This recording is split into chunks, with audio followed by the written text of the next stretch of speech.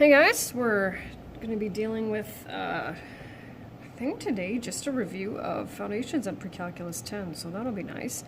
Going back to solving right triangles and word problems, and so we're going to go back to SOHCAHTOA because we're no longer going to be dealing with triangles on a Cartesian plane. So when we solve a right triangle, we need to figure out all the measures of all the angles and sides that are not given.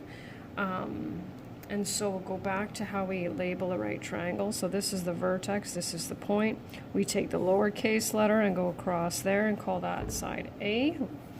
And then we take this, go across here, and so of course this would be C. So I don't need you to tell me all the things that we know.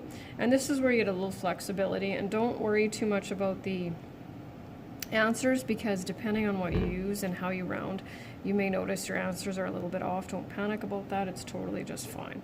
So what we'll do is we'll start here. Now the only difference is in grade 10 you were allowed to subtract. So for example, to figure out missing angles, you were allowed to go 180 minus 90 minus whatever. Here we can't do that.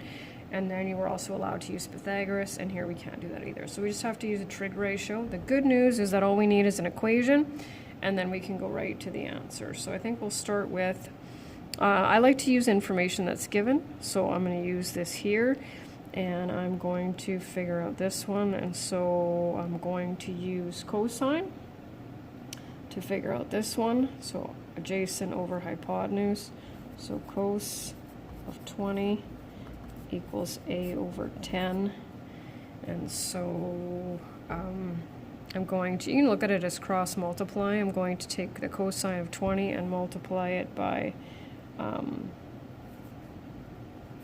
10, and don't forget units where necessary. So I get that for that one. Moving over a little bit here. Now I'm going to determine side B, and so I'm going to use 20 again, but this time it's going to be opposite over hypotenuse. So I'll have sine of 20 equals B over 10, same concept. And then last but not least, for the angle, so I have to use something that's been given, so I'm going to I'll use this one, so that'll be cos. So cos of angle A will be adjacent, which is 3.4 over 10. So we do the second function, or shift, of cosine, and then I think you have to put it in brackets, 3.4 divided by 10, and you should calculate that out to be 70 degrees. So that's given, well, of course, you're always given the right angle. That's given the side and an angle. And this one is given two sides. So uppercase, that's the only side that I need. So I think I'll start with the angles. And so since I'm given the opposite and the adjacent sides, I'm going to use tan. Right, so shift tan, 15 divided by 12. It says nearest degree, and then same thing.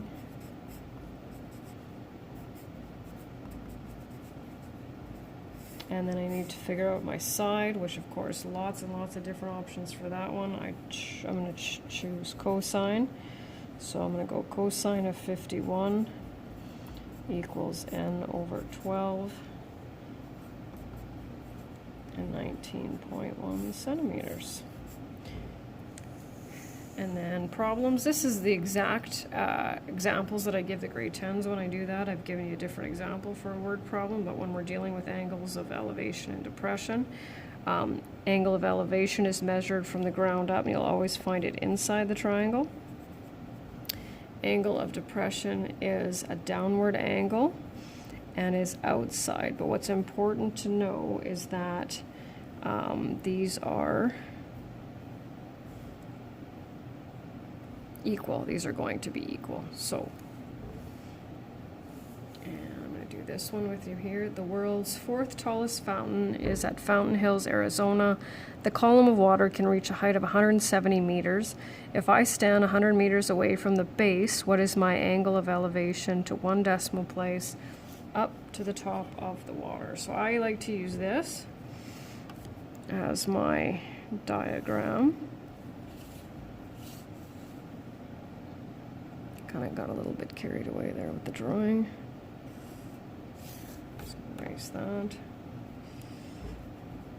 There we go. So I'm just going to put myself there. So we're going to use a let statement here, and so looking for the angle of elevation.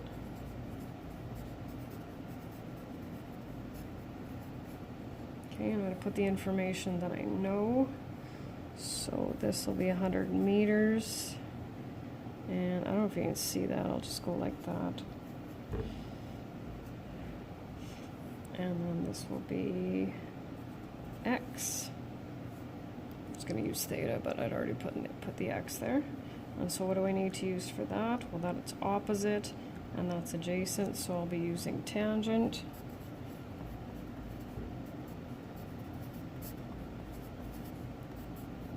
And it says to 1 decimal place, so then I just need a simple sentence.